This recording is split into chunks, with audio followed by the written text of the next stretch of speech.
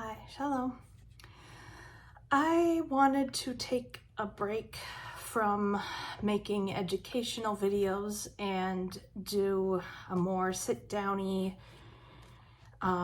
chatty Q&A video. I'll be honest, I don't know how many of these I'm going to do because these are going to take more work as far as post-production and captioning and all that.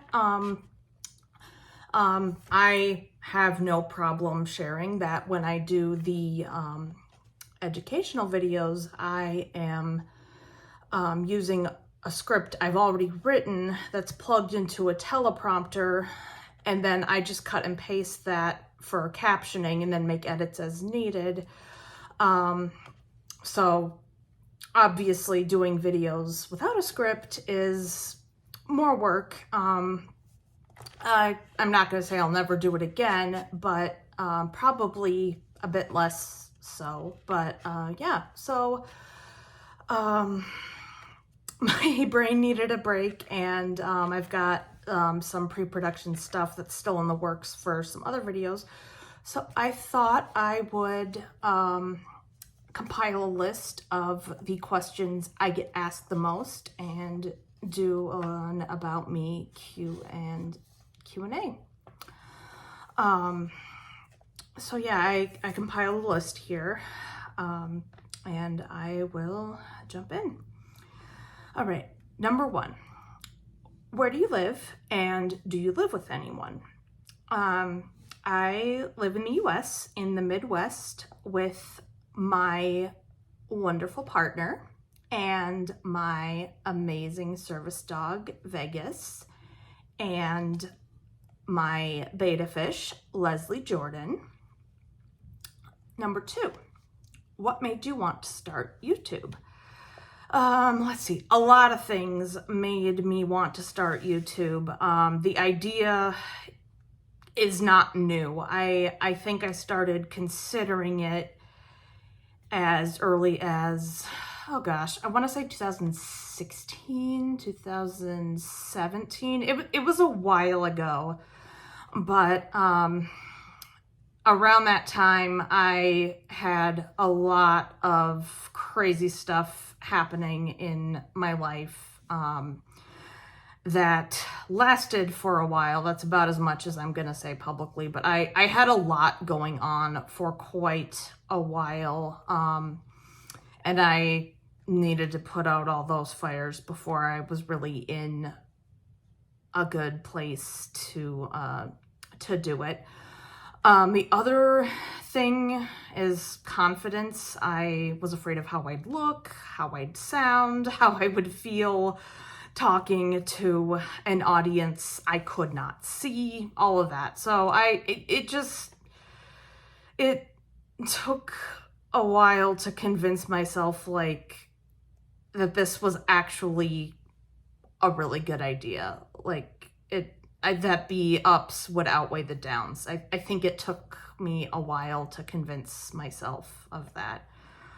But what made me want to start, like the thing that like flipped the switch that made me jump into the mindset of, okay, yeah, I'm gonna do this, is sorry, my skin gets so itchy in the winter, it's ridiculous. The thing that made me want to do this was watching the HBO Max documentary Phoenix Rising, which is about Evan Rachel Wood's abusive relationship with Brian Warner / Marilyn Manson. And I have a video that I made about all that will probably go up before this video does. And watching that documentary just made me think like, okay, this is not okay. And there are so many other things that happen to other people, that have happened to me, that are not okay. And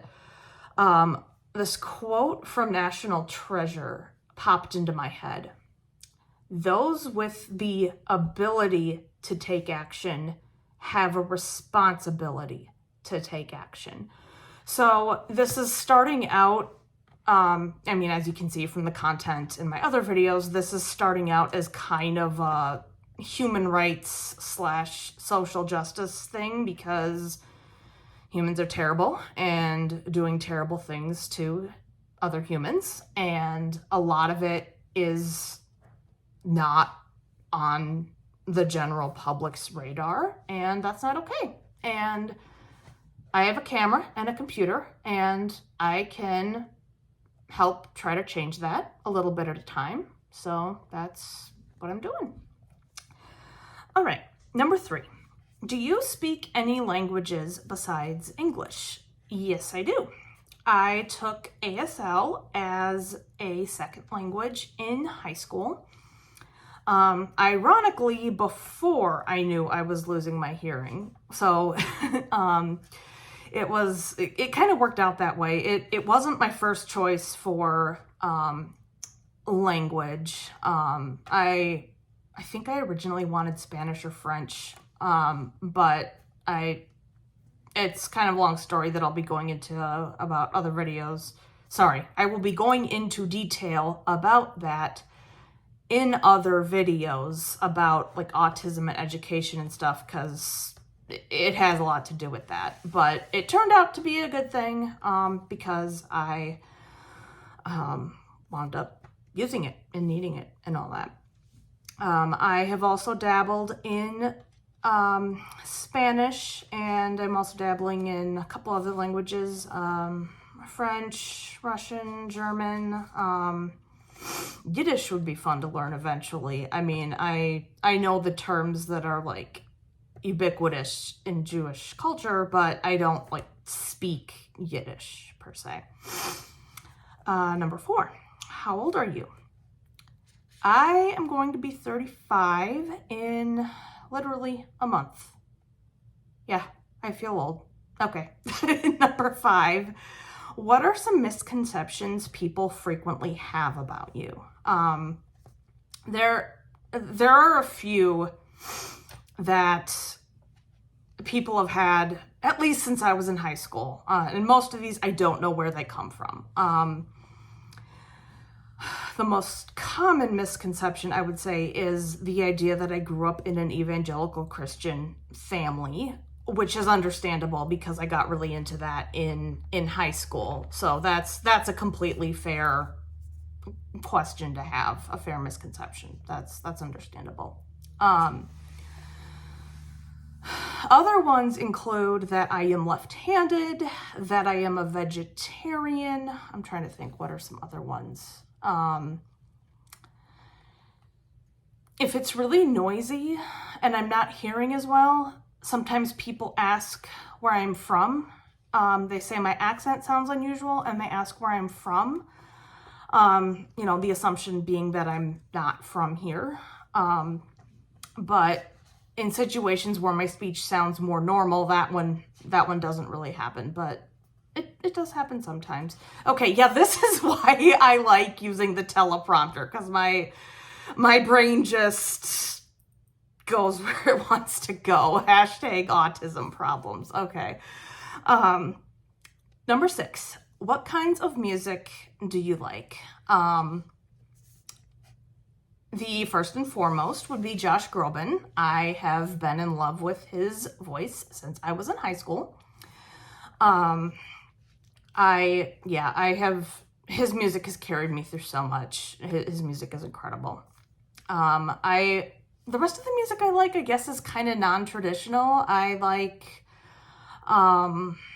there's a lot of Celtic music I really like. I don't know if that's my little piece of Irish ancestry that that set that off or what, but I think the music is really beautiful. A couple of ensembles that I listen to pretty regularly are Celtic Woman and Celtic Thunder.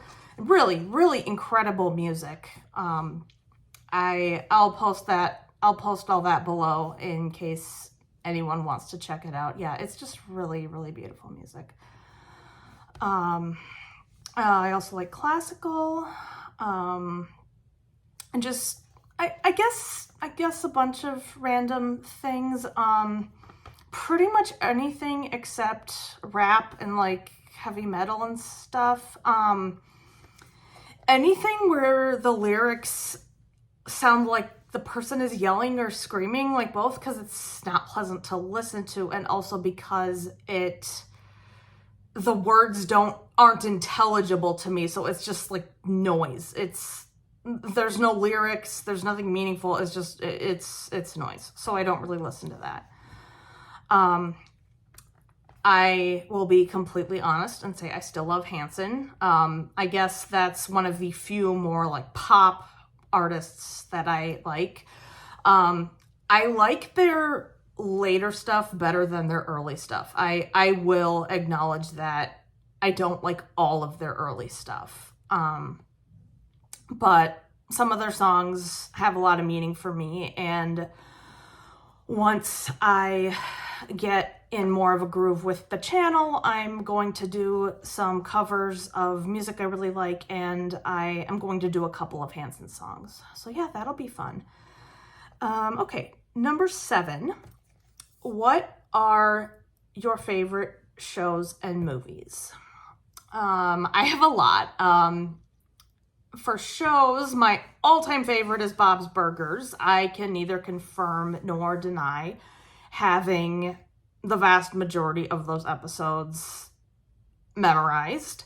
In order to remember what a person's voice sounds like, I have to hear it pretty much all the time, and I have a lot of voices from the show memorized, which shows you how often I watch it. Other favorite shows of mine are Blossom, Big Bang Theory. I really like those. Let's see, what else have I been watching? I really like The Nanny. Don't judge me. Don't judge me. Oh gosh, there are a lot, but those are the ones that are coming to mind. For movies, my all-time favorite since I was a preteen is Little Women, the 1994 version with Winona Ryder as Jo and Christian Bale as Laurie. All-star cast, phenomenal cast, beautiful scenery, just a gorgeous movie. They completely butcher the book, which I also love, so I have to enjoy them separately, if that makes sense, but it's a beautiful movie. My dad bought the VHS used at a pawn shop when I was 12, and I watched that thing so many times until literally the week before I was going away to college. The VHS tape, the physical tape inside the cassette, like, snapped because it was old. It broke. And my parents gave me the movie on DVD to take to college, and my dad joked that the videotape fainted from exhaustion. Let's see. Okay, other movies. 5 Feet Apart is a really good one. Let's see.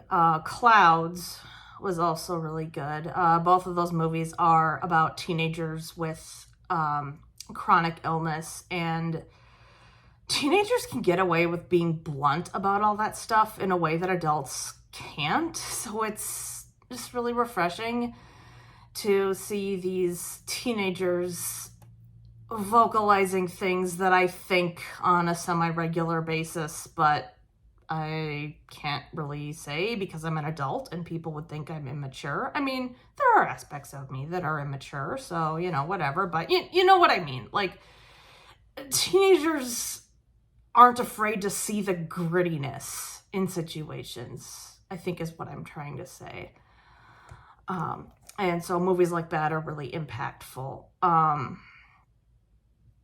As for, like, funnier movies, When Harry Met Sally and the Disney movie The Emperor's New Groove are coming to mind. There are a lot of good movies out there, but those are a few. And I better stop my answer to that question there because this is already getting long. Okay. Number 8. What are some of your favorite hobbies? Let's see, knitting, reading, writing, doing all of those things way too much. I have been knitting since I was about 6, so I've been knitting for literally over a quarter of a century. Number 9, what made you convert to Judaism? Okay, there isn't really a short answer to that question. I guess, I want to give a longer answer in a video I'm going to make about my conversion story. The short version is, after going through a lot of tough stuff in my life, I had left church after going for a decade. Various types of churches, various levels of toxicity, and then a series of events led to my leaving just under 9 years ago. And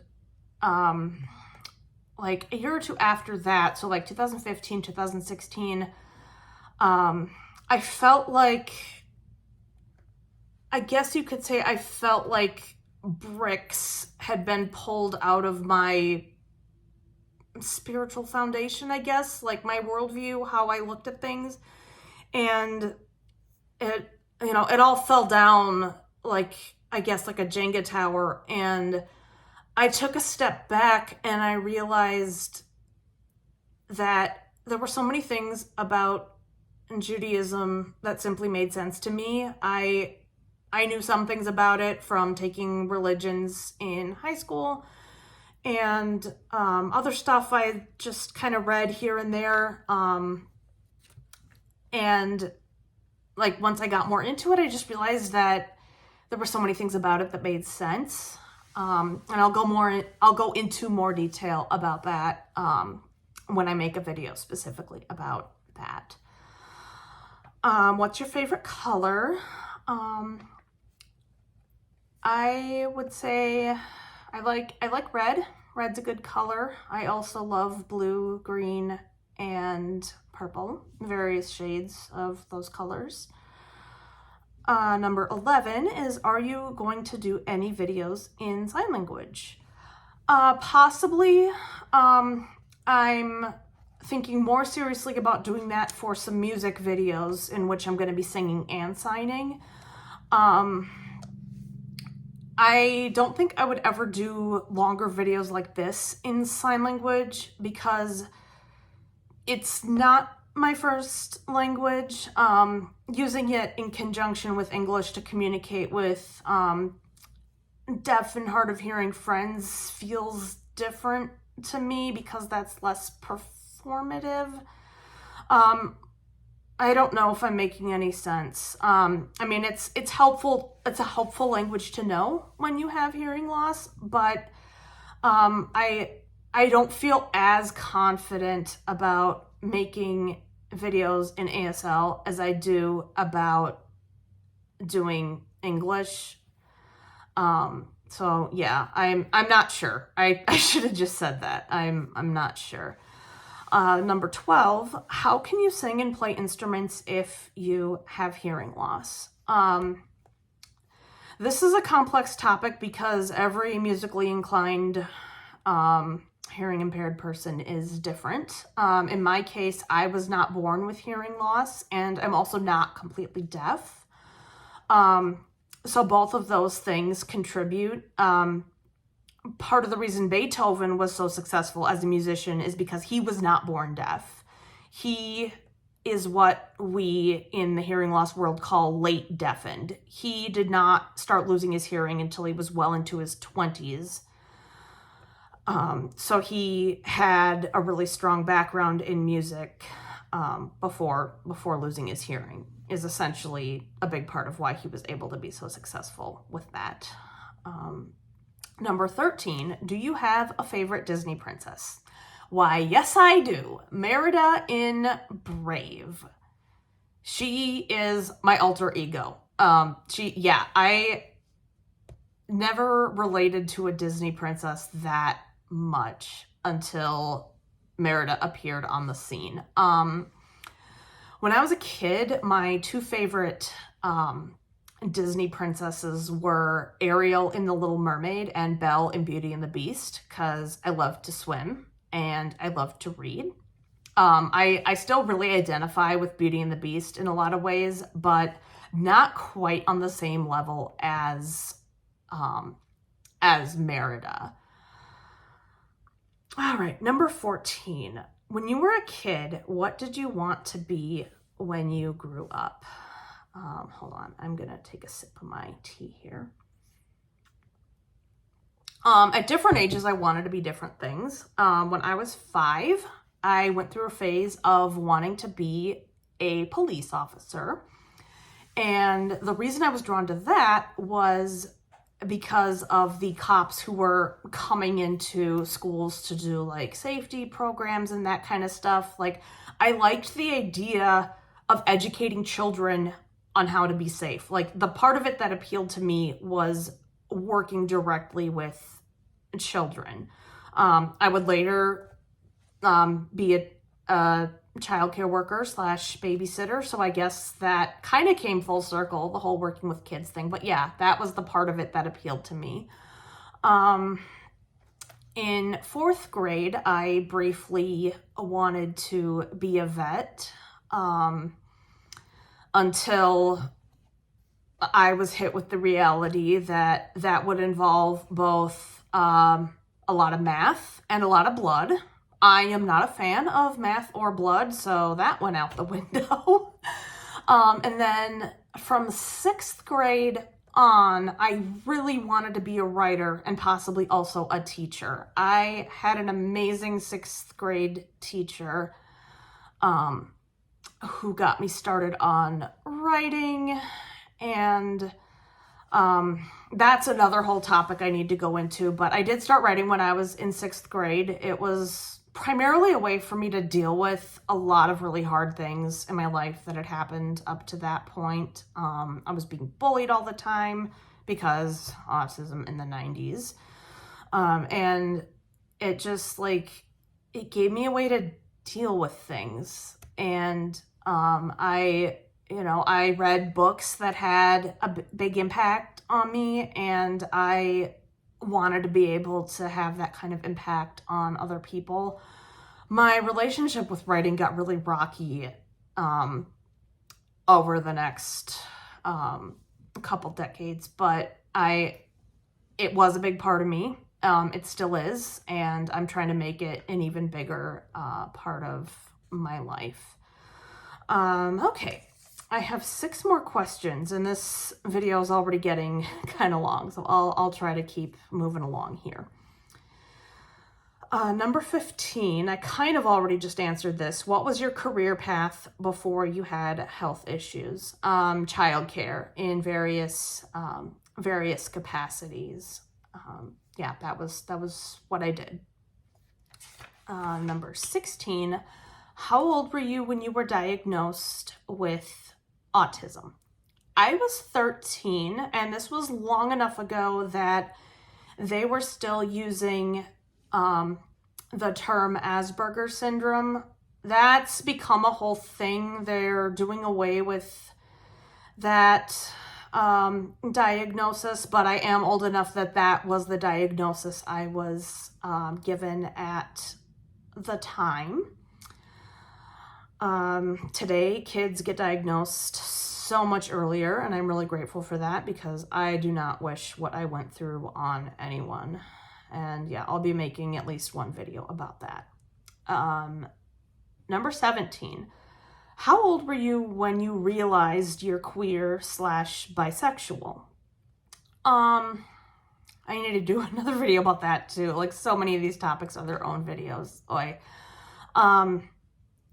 I fully figured it out in my late 20s, but there were little clues along the way that I kind of ignored for a number of reasons. A huge one being that the concept of being something other than gay or straight simply wasn't on my radar. Because when I was like a preteen and, puberty was happening and all that, back then it was just gay and lesbian. There weren't any other terms. There weren't any other descriptive terms. So that was a big part of it. Number 18. Do you have any pets? Yes, I do. I have my service dog, Vegas. Well, he's not a pet, but I have him. And I also have a betta fish named Leslie Jordan, who I named after the late actor Leslie Jordan, who I knew from The Help and Call Me Kat. Call Me Kat was his last role up until he died. Little side note. But yeah, that's why I named my fish Leslie Jordan, because he was a total badass. 19. Did you have any pets growing up? Yes, we had a lot of pets. The pet we had the most of was cats. We had several over the years. And I have a bunch of stories about the pets, but we had cats. The favorite in my family was Thomas. He was a long-haired tabby mix. My younger sister named him after Thomas the Tank Engine. And I'm not planning on sharing too much about my family unless they specifically give me information, or not information. Geez, sorry, Katie, get it together. If they give me permission, or if there is something specific they want me to make a video about, but this doesn't invade anyone's privacy, and it's really funny. So I will share that we had been planning on getting a cat. I was almost 6. My sister had just turned 3. She's younger. And she was really into Thomas the Tank Engine, and she decided that our cat was going to be named Thomas. And my dad said that since we didn't know yet if the cat was going to be male or female, that we should also pick out a girl's name. And my sister said, if it's a girl, we'll still name her Thomas. Thankfully, Thomas was a boy. And he, oh my gosh, like he would hug you. And I'm not exaggerating. Yeah, he would hug. Like when my sister or I had dishes duty that night, like we'd be moving around the kitchen, doing whatever, and he would hang on us. Like he would be like hanging on our neck. Like we could let go and he would still hang on us like a baby monkey or a koala or something. It was so funny. And of course we loved all the other cats and pets, but Thomas was by far the favorite because he was such a sweetie. Oh my goodness. And we had him from when he was a kitten, when I was in kindergarten, up until he passed peacefully when he was almost 19 in 2012. Okay, last question. Number 20 is, what was your most memorable vacation? There have been several. The most recent one was going to Arizona with my partner to visit my dad and stepmom. That's where they were living at the time. That was an awesome trip. And I'm so glad we were able to go when we did, both because that was the year before COVID, and then my parents had some changes in their plans and they moved out of Arizona. And yeah, so that was a really, really fun trip. It was so great. Other favorite trips include going to DC when I was 17. And my family also went to Mount Rushmore and the Crazy Horse Monument and that stuff. That was a really fun trip. What was the other one? Where else did we go? We also went to New Mexico, and that was fun, but that wasn't the trip I was thinking of. Okay. I can't think of what it was, but yeah, DC had a really profound impact on me, largely because my mom took my sister and me to the Holocaust Memorial Museum. And even though I was not Jewish at that time, this was well before my conversion, I'm disabled, and they also killed people with disabilities. And so it was a really profound experience. And also, there were so many other groups of people that were persecuted too. And the idea of other people hating you for just being who you are, like it's just such a profound thing. And I connected so strongly with that experience. So while it wasn't like, that part of it wasn't like enjoyable per se, but it was still a very meaningful experience. I think that's the word I'm going to use. It was a very meaningful experience. Okay, that concludes this list of questions. And this video is probably about long enough. So yeah, I hope you enjoyed it. And if you stuck with it until the end, thank you very much. If there are any other topics you'd like to ask me about, or you'd like me to make videos about, please leave a comment down below or get in touch with me through my other platforms. I am on Instagram as Kati Tovah, my first and middle name, one word. And yeah, I will be back with more content soon. All right, thank you so much for watching. I'll talk to you later. Lahidra out. Bye.